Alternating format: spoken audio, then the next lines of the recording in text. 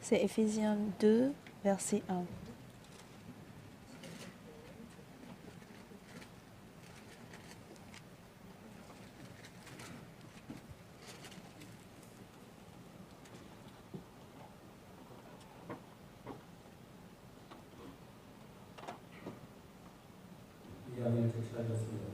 Si vous avez trouvé Éphésiens chapitre 2, verset 1, je vais lire.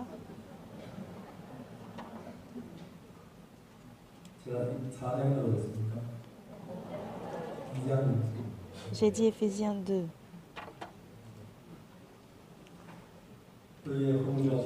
Vous étiez morts par vos offenses et par vos péchés, dans lesquels vous marchiez autrefois selon le train de ce monde, selon le principe de la puissance de l'air et de l'esprit qui agit maintenant dans les fils de la rébellion. Nous tous aussi, nous étions de leur nombre et nous vivions autrefois selon les convoitises de notre chair, accomplissant les volontés de la chair et de nos pensées. Nous étions par nature des enfants de colère comme les autres. Mais Dieu, qui est riche en miséricorde à cause du grand amour dont il nous a aimés, nous qui étions morts par nos offenses, nous a rendus à la vie avec Christ. C'est par grâce que vous êtes sauvés. Il nous a ressuscités ensemble et il nous a fait asseoir ensemble dans les lieux célestes en Jésus-Christ, afin de montrer dans les siècles à venir l'infinie richesse de sa grâce par sa bonté envers nous en Jésus-Christ. Car c'est par la grâce que vous êtes sauvés par le moyen de la foi, et cela ne vient pas de vous, c'est le don de Dieu. Ce n'est point par les œuvres, afin que personne ne se glorifie, car nous sommes son ouvrage, ayant été créés en Jésus-Christ pour de bonnes œuvres que Dieu a préparées d'avance afin que nous les pratiquions. C'est pourquoi vous autrefois, païens dans la chair, appelés incirconcis par ceux qu'on appelle circoncis, et qui le sont en la chair par la main de l'homme, souvenez-vous que vous étiez en ce temps-là sans Christ, privés du droit de cité en Israël, étrangers aux alliances de la promesse, sans espérance et sans Dieu dans le monde. Mais maintenant, en Jésus-Christ, vous qui étiez jadis éloignés, vous avez été rapprochés par le sang de Christ, car il est notre paix, lui qui des deux n'en a fait qu'un et qui a renversé le mur de séparation, l'inimitié ayant anéanti par sa chair la loi des ordonnances dans ses prescriptions, afin de créer en lui-même, avec les deux, un seul homme nouveau en établissant la foi, la paix, et de les réconcilier l'un et l'autre en un seul corps avec Dieu par la croix, en détruisant par elle l'inimitié. Il est venu annoncer la paix à vous qui étiez loin et la paix à ceux qui étaient près. Car par lui nous avons les uns et les autres accès auprès du Père dans un même esprit. Ainsi donc vous n'êtes plus des étrangers ni des gens du dehors, mais vous êtes des concitoyens des saints, gens de la maison de Dieu. Vous avez été édifiés sur le fondement des apôtres et des prophètes, Jésus-Christ lui-même étant la pierre angulaire. En lui, tout l'édifice bien coordonné s'élève pour être un temple saint dans le Seigneur. En lui, vous êtes aussi édifiés pour être une habitation de Dieu en esprit. Jusqu'au verset 22.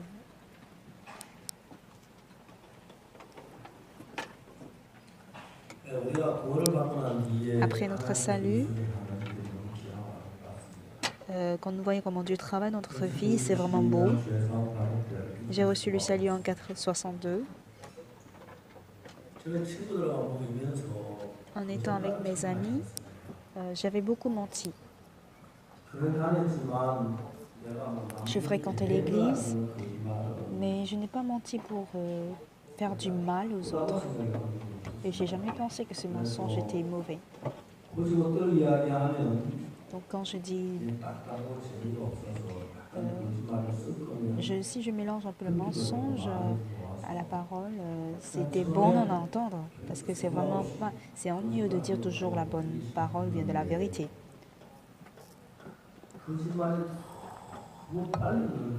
Mais je vois que mon mensonge s'améliorait à grande vitesse. Quand j'ai essayé de mentir pour 6 mois, 1 an, je me suis rendu compte que je suis devenue complètement menteur. Je me dis, cette année, je suis dans une année de mensonge, quoi. Je pensais que si je m'efforce à ne pas mentir, je pouvais réussir à le faire. Je mens quand je veux, je ne mens pas quand je ne veux pas. Mais même si je ne veux pas, je ne parviens pas à ne pas mentir.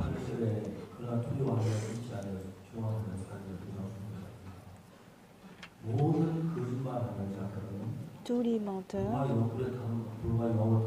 dans la Bible seront face à la seconde mort. Tout mensonge signifie quoi? Tout mensonge en fait a touché mon cœur. Pour moi, il y a des mensonges qui puissent faire du mal aux autres personnes.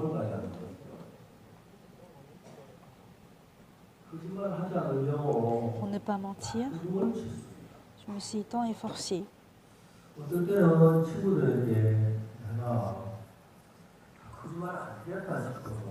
Parfois, à mes amis, je demande pardon parce que j'ai menti à mon camarade.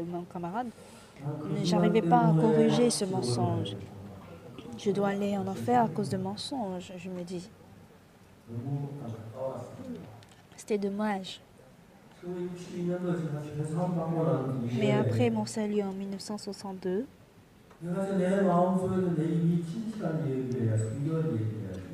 je dois parler de la vérité maintenant et maintenant du mensonge. Ce n'est pas qu'à partir de mon salut, je n'ai jamais menti. Mais je voyais comment le mensonge pouvait s'éloigner au fur et à mesure de moi, plus qu'auparavant. La première fois où j'allais au camp des lépreux, je n'avais pas envie d'y aller. Mais en priant dans la Bible, je me suis souvenu de la parole où Jésus s'est rendu dans la maison de lépreux chez Simon.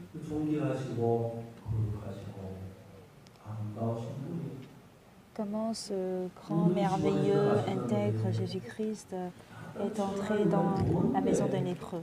Et pourquoi moi, qui suis encore moins indigne que lui, j'hésite à aller chez lui, chez les lépreux.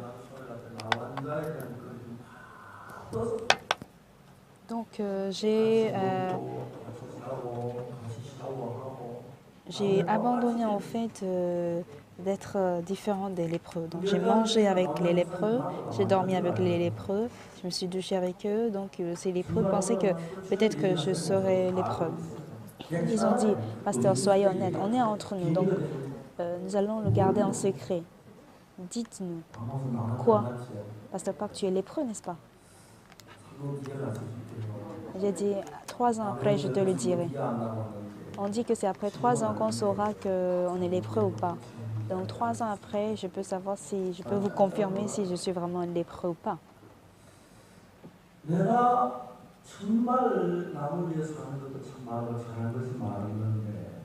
En fait, vivre pour les autres aussi, je ne le faisais pas auparavant. Je marchais sur les mauvaises voies avant mon salut. Et même si je veux ne pas le faire auparavant, avant mon salut, c'était difficile. Mais quand, après mon salut, je voyais ces actes partir de moi, un à un, j'étais vraiment reconnaissant.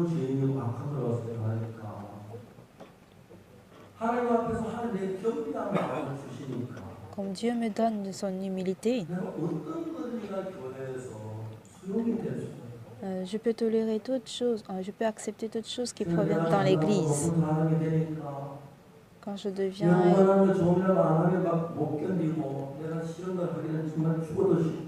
Quand on devient grand, on n'a pas envie de faire ce qu'on ne veut pas. Mais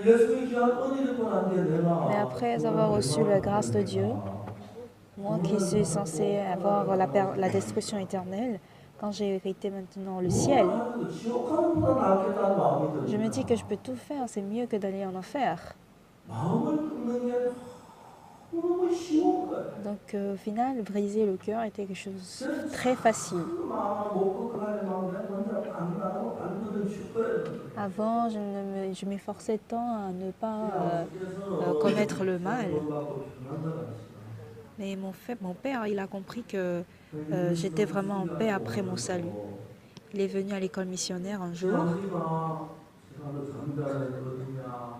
Il m'a dit, où est-ce que tu dors? Où est-ce que tu manges? Où est-ce que tu étudies? Il m'a posé un à un. Papa, voici l'endroit dans lequel on lit la Bible, on étudie la Bible. Et voici la chambre dans laquelle je dors, on dort ensemble. Il est allé voir même le missionnaire pour le dire. Et je me souviens bien de ce qu'il a dit. Missionnaire, notre fils Oksu, quoi qu'il fasse, il ne fait que goûter. Et s'il trouve que c'est pas bien, il ne le fait jamais. Normalement, il est censé abandonner à croire en Jésus-Christ parce qu'il a fini de le goûter. Mais s'il continue à le faire, ça veut dire que ça lui va très bien. Puisque ça lui va très bien, cher missionnaire, il faut bien le conduire à ne pas l'abandonner. Et je me suis dit, mais papa, quand est-ce que je faisais comme tu disais? Alors le changement de ma vie, ça ne provenait pas en fait de mes efforts, de vouloir bien prier, de vouloir faire du bien, etc.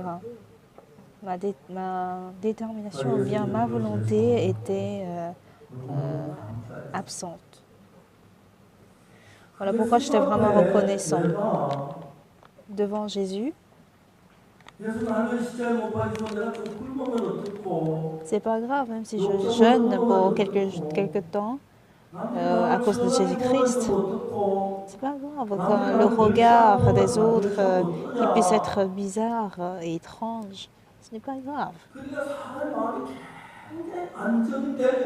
Et c'est ça qui en fait calme mon cœur et je deviens une personne qui n'était pas en fait celui que je suis aujourd'hui auparavant. Jésus-Christ est venu dans ce monde, il a vécu 33 ans, après quoi il a été crucifié, il est ressuscité et monté au ciel.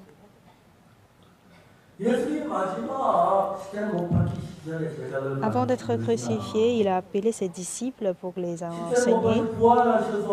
Et après être crucifié, quand on voit ce qu'il a dit à ses disciples,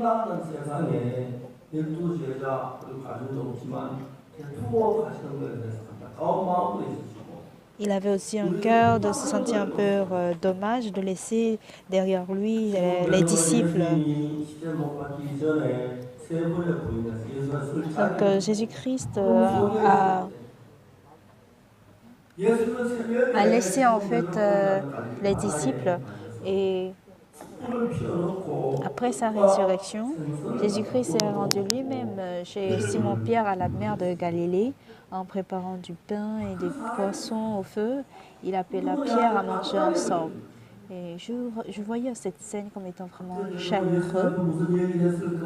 Je me demande qu'est-ce qu'il a encore dit avec Jésus-Christ. Comment était son cœur? J'ai aussi renié Jésus-Christ comme Pierre. Ah, donc ça veut dire que Jésus-Christ va m'aimer malgré cela. Et je pouvais ressentir son amour aussi chaleureux. Alors, si il a aimé Pierre, il peut m'aimer.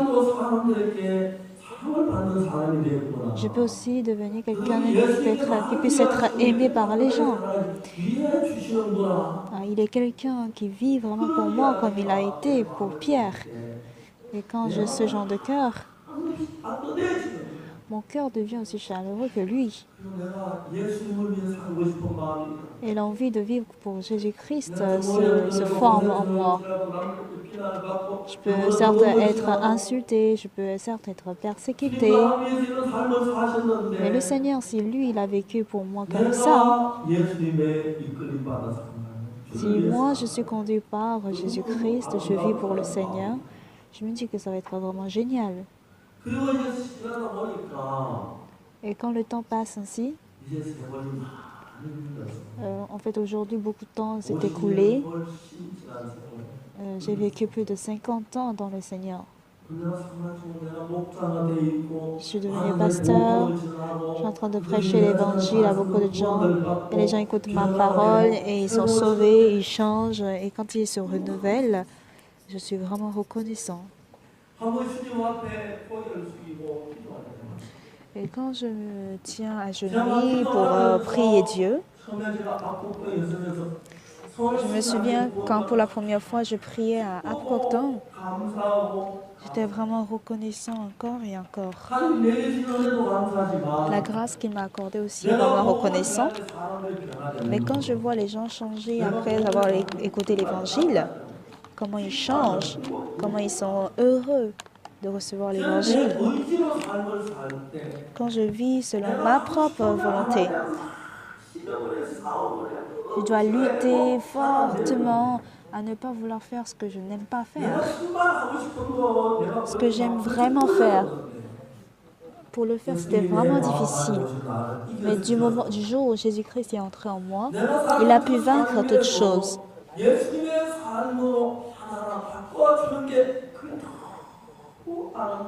Et quand je vois comment il transforme mon cœur en cœur de Jésus-Christ, je suis vraiment très reconnaissant.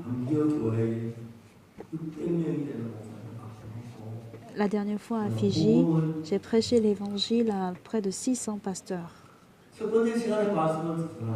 À la première heure, quand je prêchais l'évangile,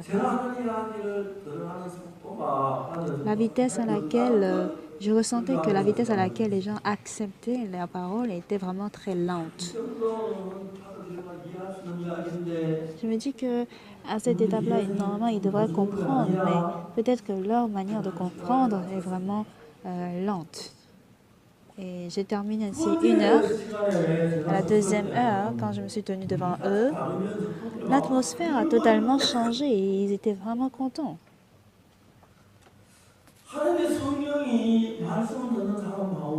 Le Saint-Esprit s'est mis à travailler dans le cœur de ceux qui écoutaient la parole. Alors, dans notre cœur, sans aucune exception, si nous pensons à des choses vraiment heureuses ou bien à des souvenirs heureux, nous sommes heureux. Mais si nous nous rappelons des moments qui nous rendent tristes ou qui nous rendent colériques, on sent en fait la haine entrer dans notre cœur et la tristesse pénétrer dans notre cœur. Mais en vivant dans le Seigneur Jésus-Christ, quand je fais face à des choses, à des événements ou à des incidents ténébreux, à des incidents qui me font peur, je me dis très souvent comment éviter, comment fuir. Mais tout à coup, ces incidents sont déjà dépassés, sont déjà passés. Jésus-Christ me donne la paix, la joie, l'espoir. Alors en 1986, fin février, j'ai reçu un appel téléphonique. Est-ce que c'est bien Pasteur Sepak? Oui, je le suis. Je suis chef officier de la prison Suwon. J'ai entendu parler de vous, Pasteur Sepak. Aujourd'hui, dans notre prison, on a reçu un courrier où il y avait un magazine de bonnes nouvelles. Parce qu'il y avait ton article dans ce magazine, j'ai lu et ça m'a vraiment beaucoup plu, que j'ai appelé l'église Mission de la Bonne Nouvelle pour avoir ton contact. Je vous invite à la prison. Fin février, je me suis rendue là. Le chef officier m'avait tout gentiment dit « Faisons un séminaire ici ». J'ai dit « Bien sûr, c'est bon ». Alors le 1er mars, c'était férié. On ne doit jamais rassembler uniquement les détenus de prison, mais il faudrait avoir aussi tous les geôliers de la prison qui puissent, disons, gérer ces détenus.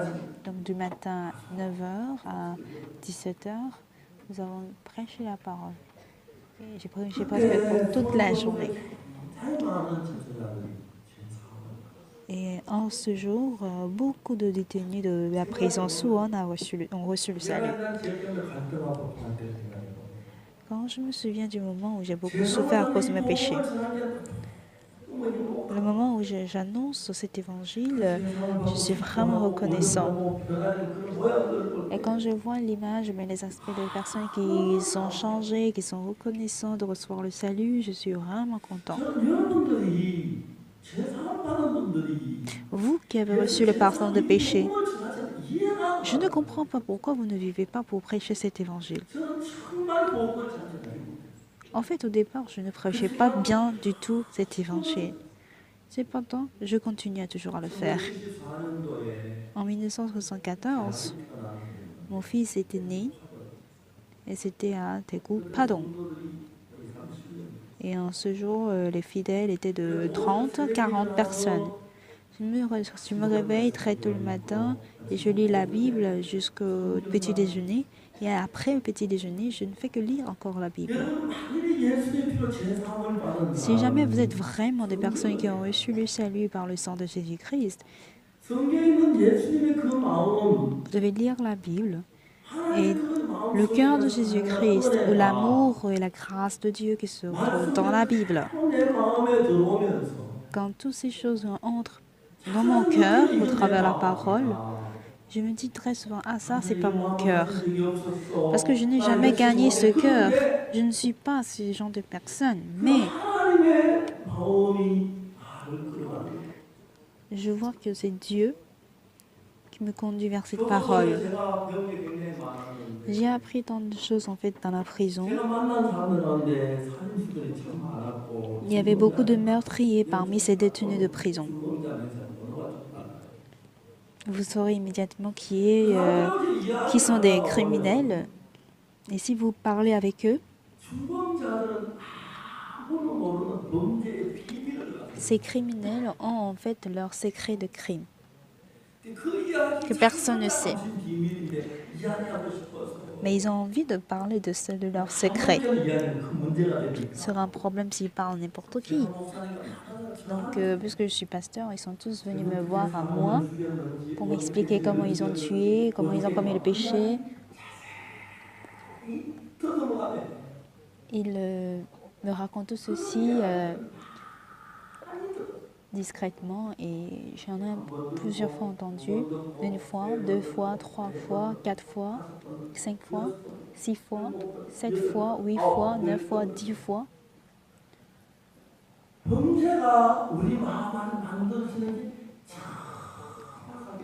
Je vois comment le crime ou bien un acte mauvais peut se poser. En fait, une femme ne peut pas accoucher une femme comme ça. Elle doit se marier, elle doit recevoir le spermatozoïde de son mari. C'est là que se forme l'ovule. En fait, l'ovule se féconde, ça crée une cellule qui se divise en 2, en 4, en 8, en 16, etc., etc.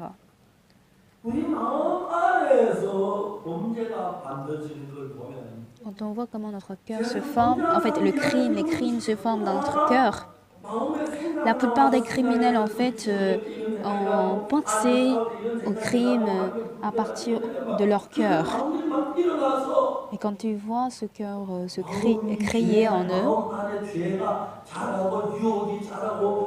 les tentations grandissent, les désirs grandissent, les crimes grandissent.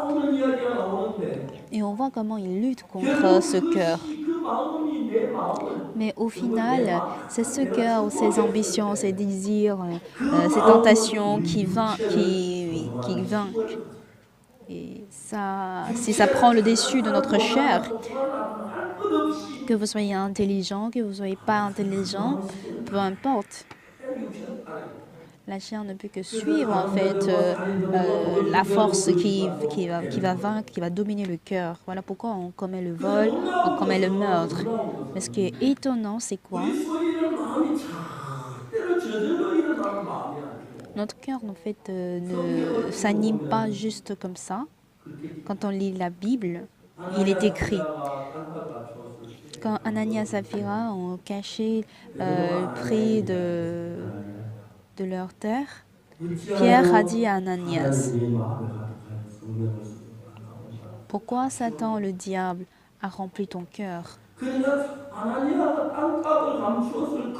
Ananias, quand il a caché en fait la somme de une partie de sa tête, de l'argent de la terre, Satan avait rempli complètement son cœur. Si on voit Jean 13, verset 2, le diable a mis dans le cœur de Judas Iscariote le cœur de livrer Jésus-Christ.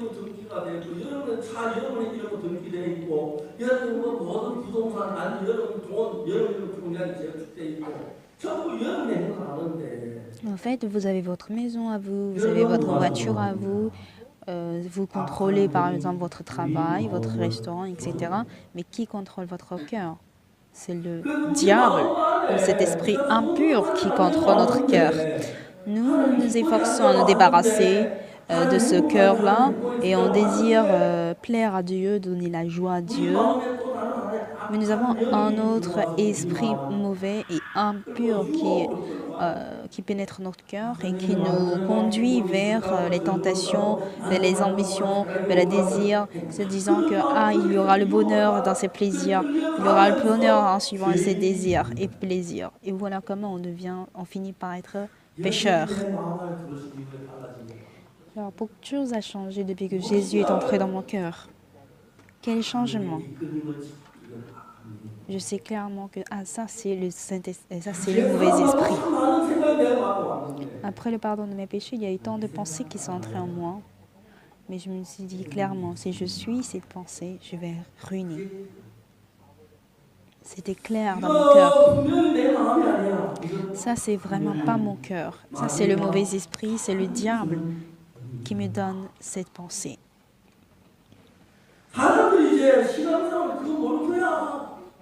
Les gens ne savent pas en fait cela quand ils mènent leur vie spirituelle. Et surtout, Satan cherche à exalter en fait l'homme.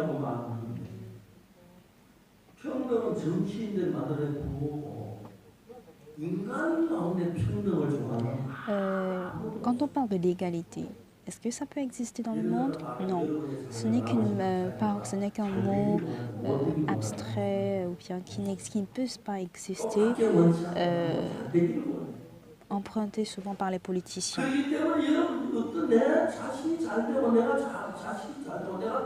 Nous voudrons que,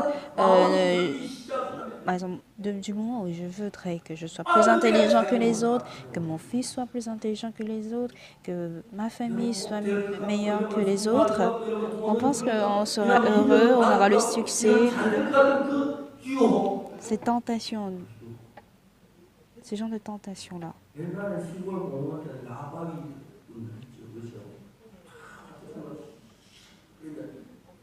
Auparavant, dans la forêt, il y avait des grands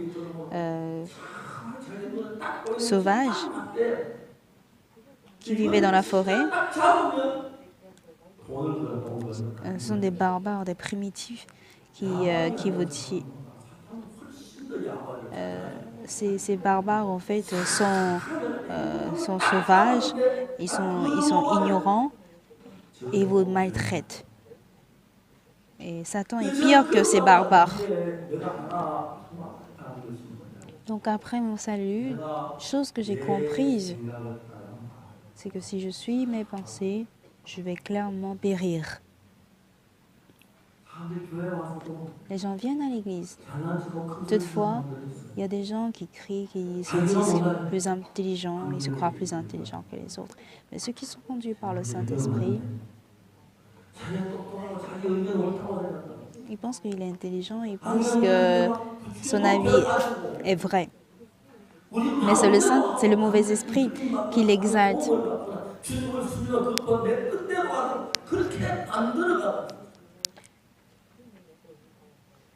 Mais c'est la stratégie pure de Satan qui voudrait nous éloigner de Dieu.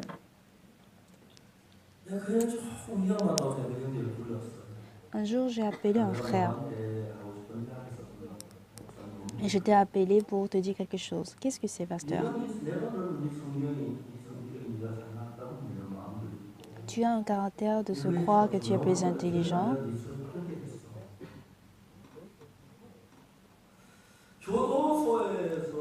Dans la prison, il y a des détenus qui sont entrés à cause de leurs crimes assez sévères.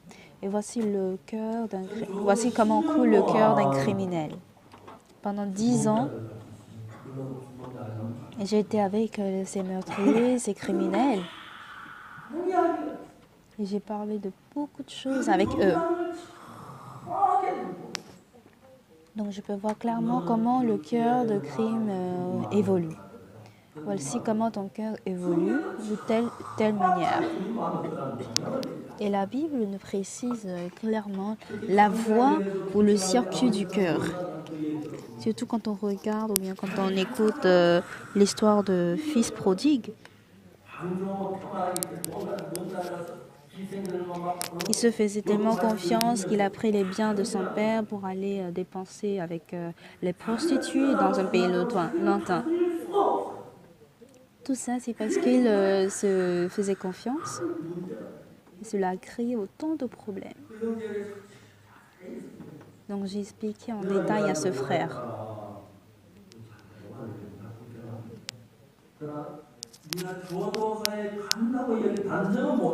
Je ne peux pas dire que tu iras en prison, mais voici comment évolue le cœur de ceux qui sont dans la prison. Ils ont fait ceci et cela avant de finir par entrer dans la prison. Et le frère a été choqué. Pasteur, merci beaucoup, je t'ai vraiment ce que tu me dis. Et il a changé sur le coup son cœur. Il travaille désormais avec fidélité. Il est très fidèle, il est très honnête. Il a cette possibilité de pouvoir rester en prison, bien d'entrer en prison, s'il avait voulu toujours avec ce cœur. Quand on voit juste en gros, on ne peut pas distinguer si on tousse à cause de la grippe. Quand j'ai la fièvre, on se rend compte que c'est à cause de palu par exemple que j'ai la fièvre. Et si je tousse, c'est à cause de la grippe que je tousse. De la même manière, il y a un cœur qui nous dirige, qui nous pousse à commettre un tel acte mauvais. La plupart des personnes par mois travaillent et reçoivent un salaire de 2 millions ou bien de 3 millions de won. Si vous recevez jusqu'à 6 millions, 10 millions, les gens se disent qu'ils sont aisés et qu'ils mènent dans le confort. Mais quand l'homme a le confort ou de l'aisance dans son cœur, on sait très bien comment évolue le cœur de celui qui a de l'aisance dans son cœur. Je prends un exemple. Supposons que vous gagnez jusqu'à 5 millions de won par mois. De payer le loyer, le courant,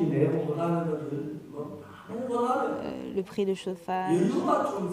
Mais si vous avez un peu de l'aisance, avec cette aisance, soit vous allez sortir à manger en famille, faire les pique-niques entre familles, ça va. Mais si vous avez encore plus d'aisance, vous avez envie de faire quelque chose dont vous n'avez pas l'habitude de faire. Vous êtes tenté à le faire.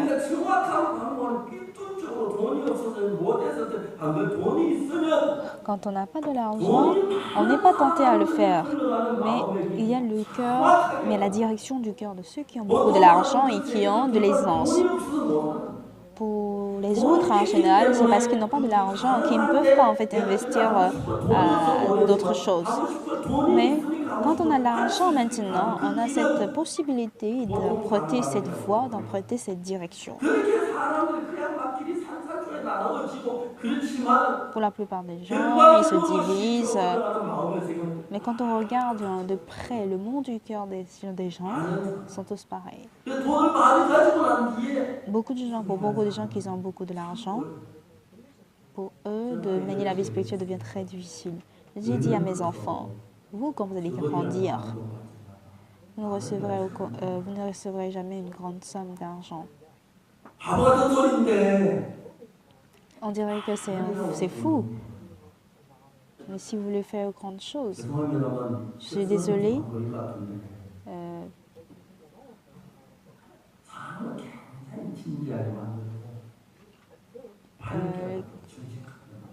Le livre bien rend quelqu'un honnête et sincère. Une chose que vous devez savoir, c'est que ce qui entraîne notre cœur, ce n'est pas vous, mais c'est le mauvais esprit qui vous entraîne.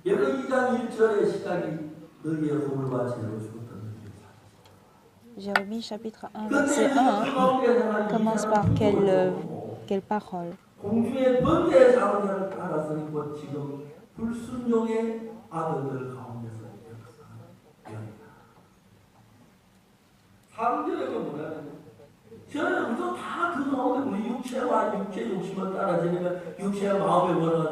Au verset 3, nous avons suivi autrefois la puissance de l'air.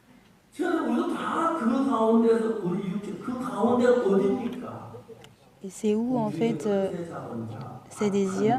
C'est le mauvais esprit, la puissance de l'air.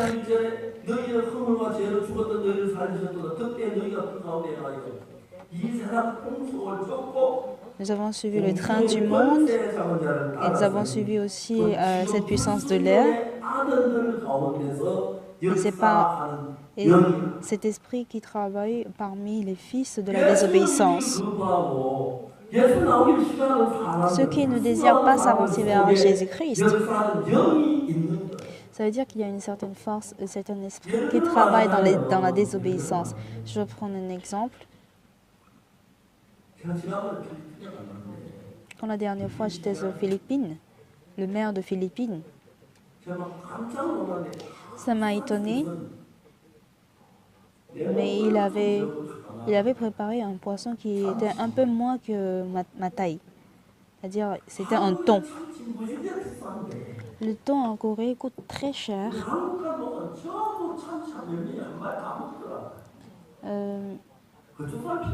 Mais les gens de Philippines ne regardent même pas de thon parce qu'ils en ont tellement beaucoup. Mais chez les Coréens, je n'ai jamais pu payer ce thon et manger, mais là-bas c'était trop moins cher. Alors, si c'est vraiment délicieux, on pourrait acheter et manger si on en trouve. Même si on n'a pas de l'argent, si je peux facilement manger cette nourriture, à quel point la valeur de ce plat serait minime. J'étais allée au Cambodge et on m'a donné du durian. Durian, de nos jours, ça s'est beaucoup développé, mais au départ, l'odeur était vraiment mauvaise que je ne pourrais pas manger. Mais au fur et à mesure que je mangeais, j'ai compris son goût. Et je trouvais que c'était vraiment délicieux. Alors, nous avons suivi la puissance de l'air et nous avons demeuré parmi eux. On a suivi en fait le train du monde et on a suivi cette force de la puissance de l'air. Il s'agit de l'esprit des fils de la désobéissance. L'esprit qui travaille au milieu des fils de la désobéissance. Et quand je suis cet esprit, j'ai honte de prêcher la parole, je trouve la prédication trop longue, j'en ai marre de suivre les activités de l'Église. Voici le genre de cœur que nous avons. Et cet esprit vous fait refuser d'accepter les programmes de l'Église. Et ça vous fait croire que vous êtes plus intelligent, vous êtes plus sage. Du coup, l'Église, on dirait que l'Église n'est pas aussi importante. Vous allez mépriser même le pasteur. L'homme de Dieu semble être trop fou. Mais vous faites cela sans vous rendre compte. Alors cet esprit qui travaille au milieu des fils de la désobéissance,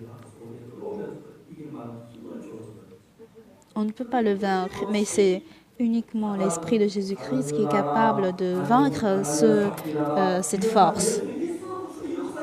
Même Ananias et Saphira qui avaient Jésus-Christ aussi ont été conduits par ce cœur, même en connaissant Jésus-Christ.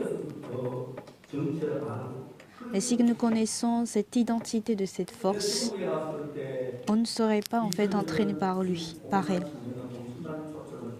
Quand j'étais invitée par la Ligue de la jeunesse communiste de la Chine, on m'avait accordé 2 jours pour tenir le cours de Mind Education et à l'endroit des parents d'élèves.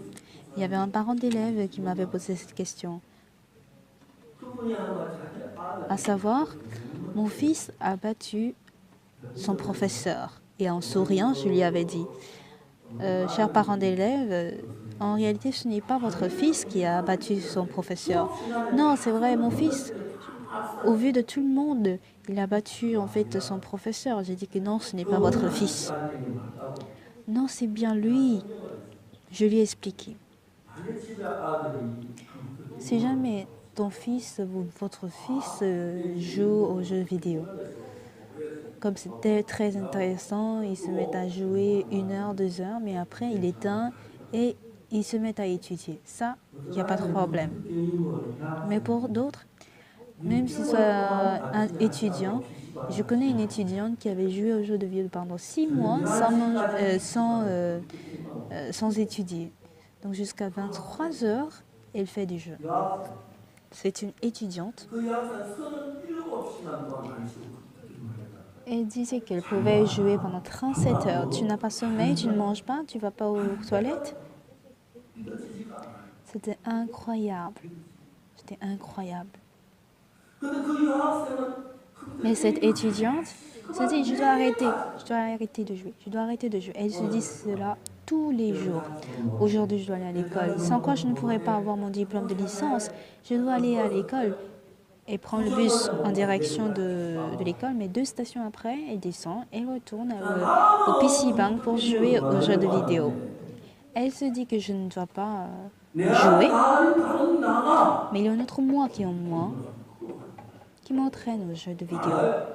Et ils sont nombreux en plus. Je me dis, je vais pas prendre la drogue, je cherche à ne pas faire de jeux de hasard, je ne vais pas faire de mauvais actes, mais ça m'entraîne à le faire.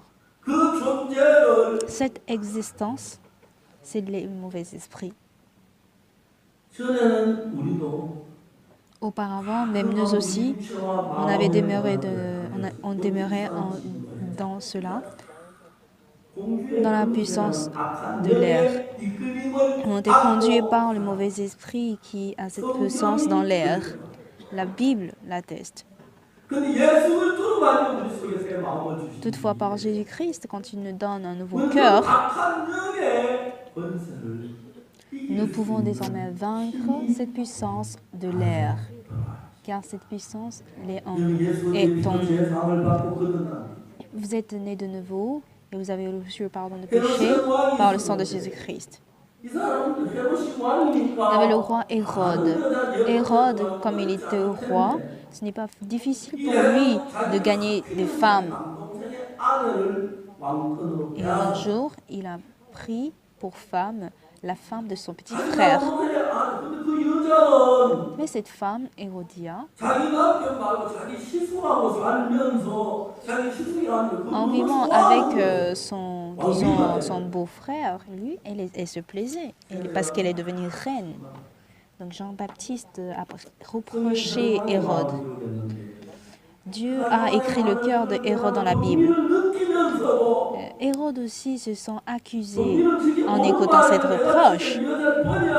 Ah oui, je dois abandonner cette femme, je dois écouter Jean-Baptiste. Il hésite. Cependant, il ne parvient pas à rompre avec cette femme. Quand vous êtes conduit par le mauvais esprit, vous vous dites, je dois arrêter de jouer aux jeux de vidéo. Même en église, même dans l'église, ce qui est plus important, c'est que Satan il ne peut pas être au-dessus de l'homme de Dieu. Ça n'a pas de sens que le pasteur Park a pris des milliards de dollars, mais sans avoir vérifié si je le garde dans mon cœur, je peux avoir ce cœur de douter sur l'Église. Oui, parfois, la parole de l'Église me touche, mais malgré cela, si je suis cette parole, si les prédications, en fait, est basée sur le doute, c'est très difficile de mener la vie spirituelle.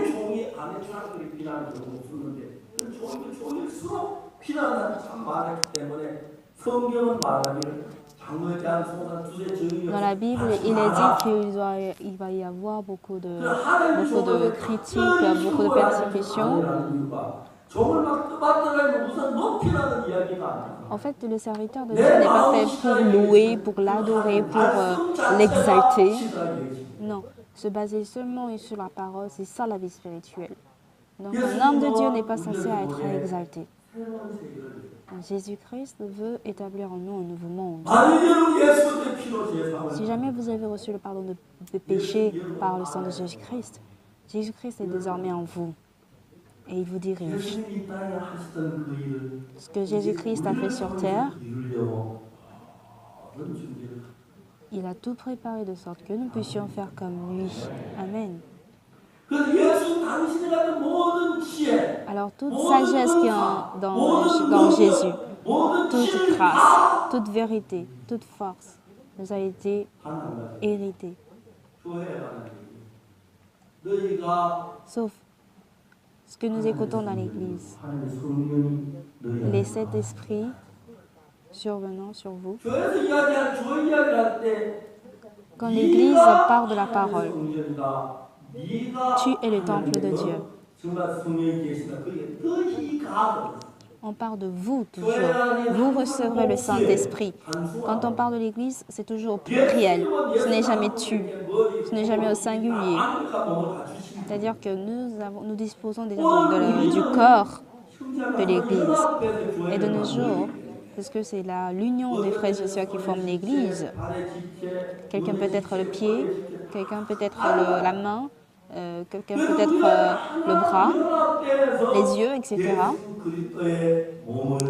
Et tout ça réuni, rassemblé, forme Jésus-Christ, le corps de Jésus-Christ. Est-ce que vous pouvez dire Amen? Alors si on devient une partie du corps de Jésus-Christ, c'est à partir de cela que la puissance de Jésus-Christ se manifeste au travers vous. L'œuvre de Jésus-Christ, l'amour de Jésus-Christ se manifeste à travers vous. Mais bien aimé, si vous êtes un peu orgueilleux, vous allez dire, ah pasteur, tu n'as qu'à juste venir à l'église dimanche et prêcher la parole, c'est tout. Pourquoi dans d'autres églises, on ne fait que prêcher 15 minutes et toi, tu vas dépasser 1 heure de temps? Satan va trouver toujours des raisons à se plaindre dans l'église.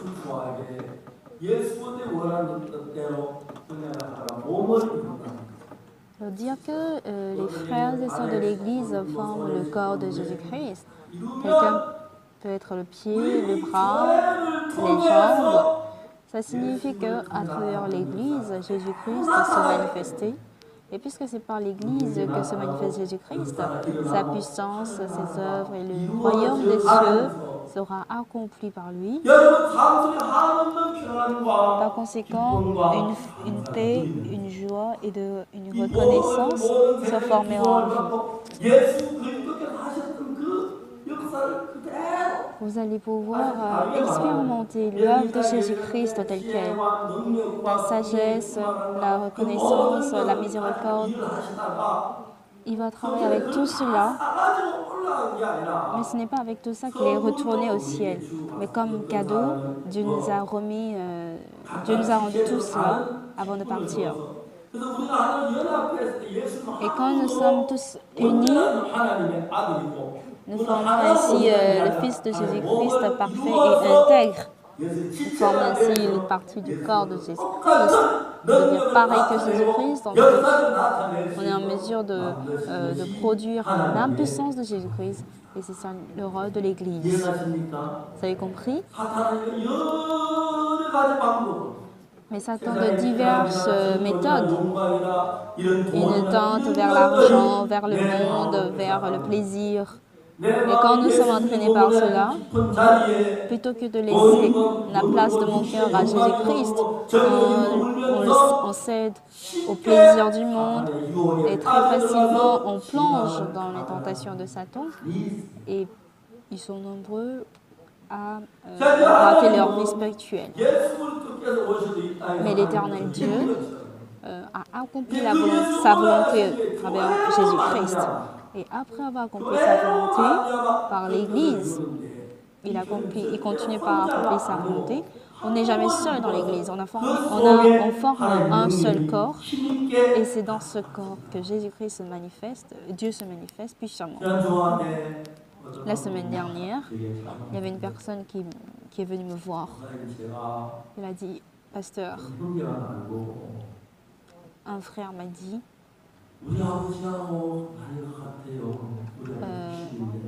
qu'il a le même âge que mon père.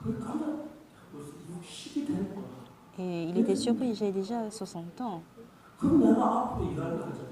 Donc combien d'années me reste-t-il? Pendant les 60 dernières années, je n'ai pas vécu pour Dieu. Qu'est-ce que j'ai fait? Alors quand le frère me parlait, il a dit, pasteur, à partir de maintenant,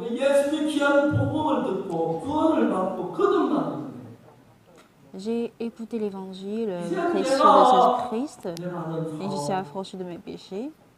Désormais, les affaires que j'entretiens, ça réussit de nos jours. Je veux vivre pour Jésus désormais. Et cette histoire était vraiment belle.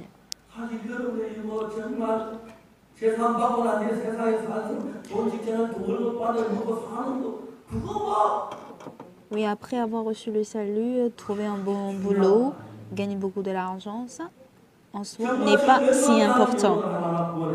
Mais sauver des âmes et offrir la vie, à quel point ça c'est précieux. Là, j'ai jusqu'à 60 ans. Je ne sais pas combien d'années je pourrais vivre encore davantage. Et désormais, cette Église forme le corps de Jésus-Christ. Si vous êtes vraiment fidèle de l'Église, l'orgueil, l'arrogance, la méchanceté doivent être jetés dans les poubelles. Par exemple, nous commençons notre culte à 10 h du matin, dimanche. Oui, vous pouvez avoir quelques imprévus pour être en retard, mais au moins dimanche dans la semaine, je viens servir, louer Dieu. Samedi, je me repose, je fais tout pour que je puisse me consacrer davantage à Jésus-Christ. Le culte est à 10 h. Je peux venir 30 minutes en avance pour prier, pour préparer à chanter des cantiques. Oui, une fois ou deux fois par année, je peux être en retard pour des imprévus. Mais tout comme je viens pour découvrir le trésor qui est caché dans les champs, parce que je ne sais pas pourquoi Jésus-Christ est précieux, je suis plongée par le monde, dans le train du monde. Par conséquent, ma vie devient très ténébreuse et misérable.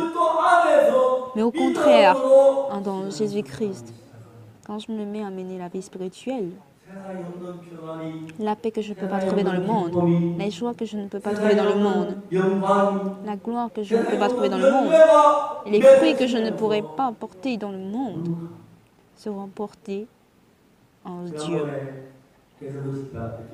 La dernière fois, lors de la tournée des séminaires bibliques, il y avait mes amis qui sont venus chez moi. J'étais très occupée. Je n'ai même pas eu l'occasion de le saluer. Donc je lui ai dit de venir chez moi. Alors le 24 mai, je les ai invités chez moi et on a déjeuné ensemble. Ils sont venus à Séoul.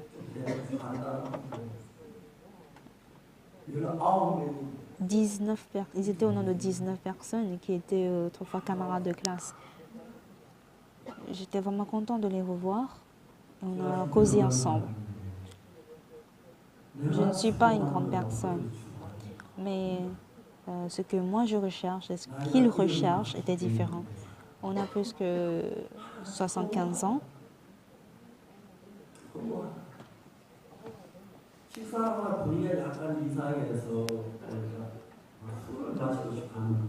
J'avais ressenti qu'ils avaient voulu boire de l'alcool en mangeant. Et ils disent qu'eux, ils vont au karaoké après, et après on va manger, ils boivent. Et comme on est vieux, on ne peut pas en fait s'amuser comme on était jeunes. Et il y a beaucoup parmi les gens de notre âge qui sont morts. Et la vie était trop vaine.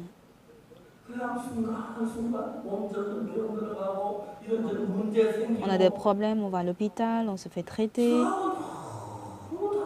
Leur vie était totalement différente de la mienne. La semaine prochaine, j'irai en Afrique.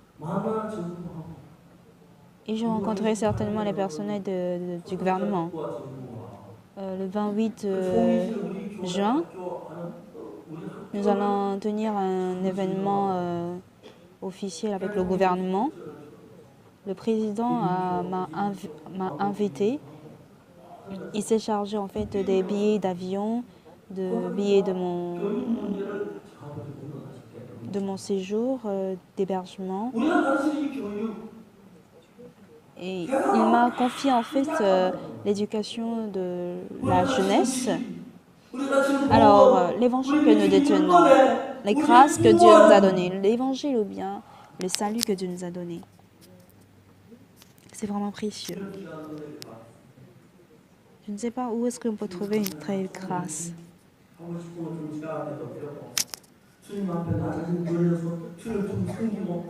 Je peux servir Dieu, je peux aussi adorer Dieu. Si j'ai le même cœur que le Seigneur dans l'Église, on peut abandonner notre pensée pour avoir le même cœur que Dieu.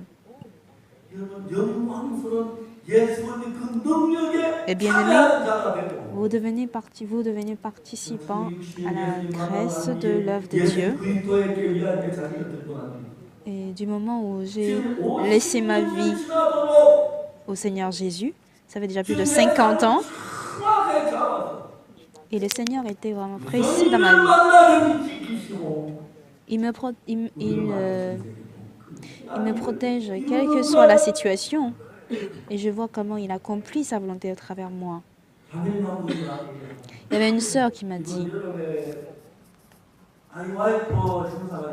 durant cet été, il y a un événement de IYF. Il a dit qu'il est professeur de IYF. Pasteur, il faudrait m'insérer comme professeur. Elle m'a sincèrement prié.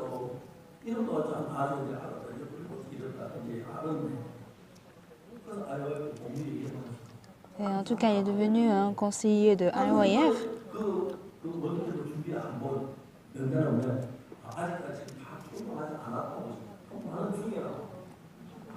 Il a dit, on n'a pas encore le manuel du camp mondial. Il a dit, non, on est en train de discuter. Il, dit, ah bon. Il était précipité en fait à participer à cet événement. Je veux consacrer toute ma vie à Jésus-Christ. Je veux consacrer tout ce que je possède à Jésus-Christ. Je vivrai seulement pour Jésus-Christ. Autrefois, je suivais tous les désirs de la chair. Mais pour Jésus-Christ, si au moins un dimanche, si je peux consacrer mes heures, mon temps et ma vie à Jésus-Christ, pour Jésus-Christ, je veux être insulté. Pour Jésus-Christ, je veux être persécuté. Pour Jésus-Christ, je veux être méprisé. Le Seigneur Jésus-Christ a été crucifié pour moi, pour mes péchés. Je ne peux pas faire autre chose, mais pour moins de choses, je vais travailler pour Jésus-Christ.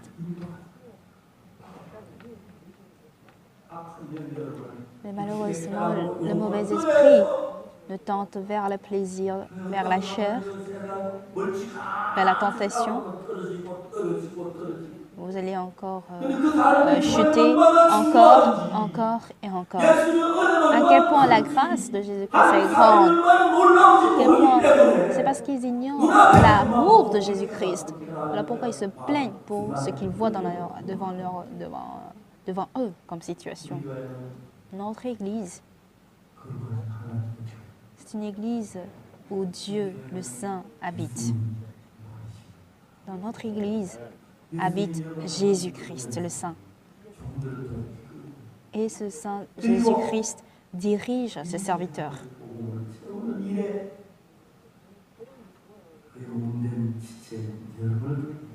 Et il dit à vous qui êtes une partie du corps de Jésus-Christ pour annoncer son travail et sa volonté. Chers bien-aimés, Jésus-Christ est là pour nous servir. Le dimanche passé,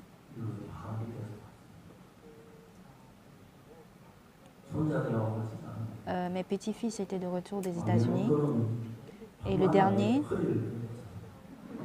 il dort en fait sur mon dos. Il est comme un couchon, je ne sais pas à quel point il est lourd, mais il veut dormir toujours sur mon dos. Quand je vois mes petits-fils, je suis vraiment reconnaissant. Mon dernier petit-fils, Sanouk, il a déjà 1,85 m.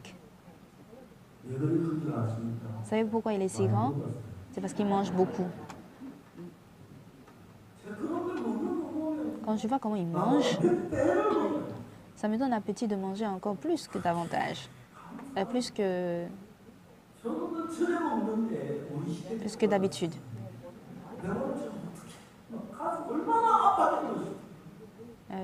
J'ai vraiment très mal quand il mange tellement comme ça. Avant, on ne trouvait même pas à manger, c'était vraiment difficile. Quand je vois comment les enfants grandissent, je vois comment ils vont servir l'Évangile plus tard. Et en faisant ce genre de choses, Satan me fait croiser toujours des difficultés dans ma vie. Mais je vois comment il me dirige aussi vers l'Évangile, à ouvrir en fait la porte de l'Évangile.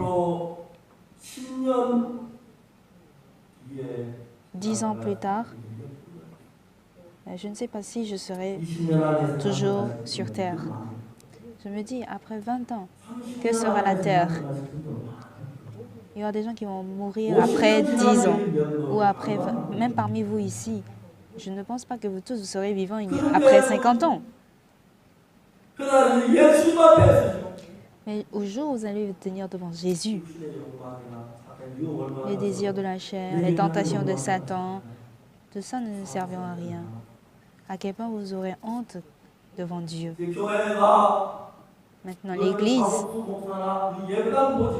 ne regardez pas Pasteur Park ou bien cette chapelle.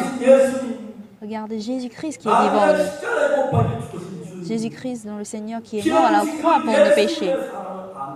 Si vous connaissiez l'amour de Jésus-Christ qui a versé son sang à la croix, vous allez vous donner pour le Seigneur. Même si bien que ça ne soit pas complet ou entièrement. Je veux vivre vraiment pour l'Évangile. Je vais donner en fait au moins le dimanche pour Jésus-Christ. Je vais lire la Bible aujourd'hui pour voir ce que Dieu me dit. Aujourd'hui, j'aimerais rendre visite à un frère qui ne vient plus à l'église parce qu'il est tombé dans les épreuves. Aujourd'hui, j'aimerais prêcher l'Évangile, même si je ne suis pas parfait.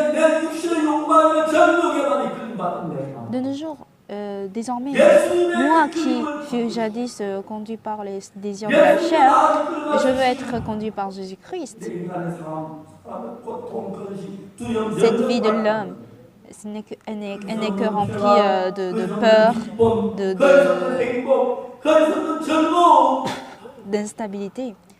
Mais je veux désormais ressentir l'amour, la joie dans les œuvres du Seigneur.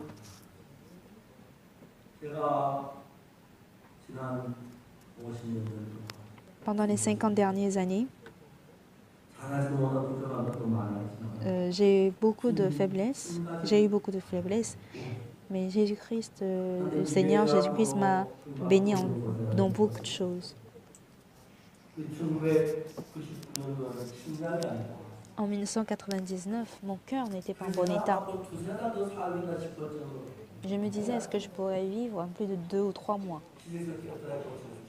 Mais Dieu a complètement guéri mon cœur. Quand je luttais contre les gens qui voulaient détruire notre Église aussi, Dieu nous a accordé la grâce. Alors, quels que soient les problèmes qui me viennent, Dieu m'a aidé, Dieu m'a soutenu, Dieu m'a protégé. Nous voulons maintenant fonder des écoles. Les enfants de notre Église, j'aimerais les élever tout droit, tout joyeux, sans qu'ils ne soient plongés dans le péché, dans le mal. J'aimerais les élever comme ça. Les enfants de nos jours tombent facilement dans la débauche. Même les élèves de cours élémentaires, ils sont plongés dans la débauche, même des bas âges, et ils n'arrivent pas à se débarrasser de là. Ils tombent dans les tentations.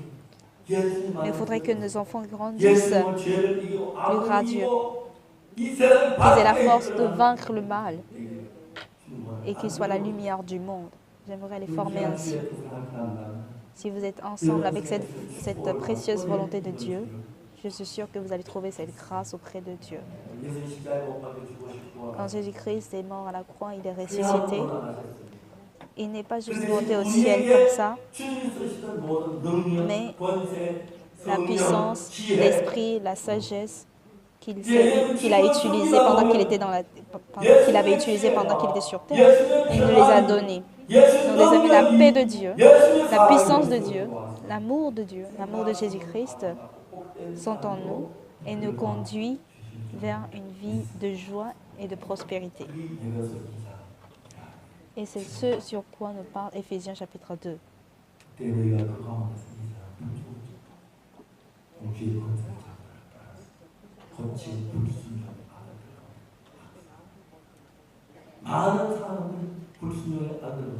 Autrefois, nous marchions autrefois selon les trains de ce monde, selon le prince de la puissance de l'air, de l'esprit qui agit maintenant dans les fils de la rébellion. Nous étions aussi tous de leur nombre et nous vivions autrefois selon les convoitises de notre chair, accomplissant les volontés de la chair, de nos pensées. Nous étions par nature des enfants de colère comme les autres. Mais il nous a sauvés et nous qui étions morts par nos offenses, nous avons eu la vie avec Christ par la grâce que vous êtes sauvés. Il nous a ressuscités, il nous a fait asseoir ensemble dans les lieux célestes en Jésus-Christ. N'est-ce pas vraiment réconfortant, cette promesse, cette volonté de Dieu? Lorsque nous découvrons cet amour de Jésus-Christ, nous serions heureux de mener la vie en communion avec Jésus-Christ. De passer le temps pour les dimanches pour Jésus-Christ. Je serai reconnaissant à Jésus-Christ qui m'a sauvé de mes péchés à la croix. Il nous a donné la vie éternelle. Et grâce à cette grâce, quand notre cœur sera rempli de reconnaissance, on sera humble et on sera puissant. Et je suis sûre que notre vie sera remplie de bénédictions. Nous allons prier.